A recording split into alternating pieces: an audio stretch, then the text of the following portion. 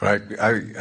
After hearing that tape you did, I changed the message on my cell phone that says, "Hi, this is Dr. Wayne Dyer that you've reached, and I want to feel good.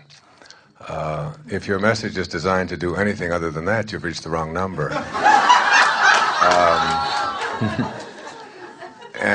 And so it's like my effort in the last 6 months or so has really been to feel good despite. And I went to pick up my daughter, who was babysitting, and the guard there at the gate where we drove in said that there was going to be a fight, that there were a group of kids and they'd all been drinking and they'd all gotten together and they were getting ready to go at each other. And I got out of the car, and as I got out of the car, my daughter is sitting in the back seat with her girlfriend. Her girlfriend said to her, "Where's your daddy going?" Because I got out of the car to walk down to where the people were fighting. And my daughter, Sage, said, "Oh, that's my dad. He thinks he's God." And as I walked down towards where the people were fighting... We think so, too. I do, too. And as I was walking between the two men the two young boys who had been drinking, who were getting ready to fight, I was humming the song, "Surely the presence of God is in this place," right here. And as I began to send that energy out and saying, "I want to feel good, I want to feel good, and God is here," the fight started to break up, the energy started to shift, and that's what prompted my question of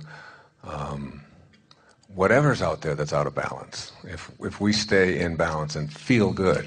Here is the power of what you just said. As you were able to interact in that scenario without losing your balance, then you are connected to source energy. You're like a satellite dish that is beaming the signal in a more powerful way. Right. But let's say that you are walking along and you see something like that happening, and you've decided that you're going to sort of keep to your own. You're not going to get involved in anything, sort of like the message on your cell phone. And so you keep your attention on something else, and you don't participate in whatever's going on over there. But as you turn your attention for it, for whatever reason, maybe your daughter wants to, maybe she knows one of them, and you turn your attention to it, and you hear what one of them is saying, and what they're saying triggers something that you've lived. So now you're not as detached as you were. You still intend well-being and you want the world to be a better place, but boy, did he make a good point.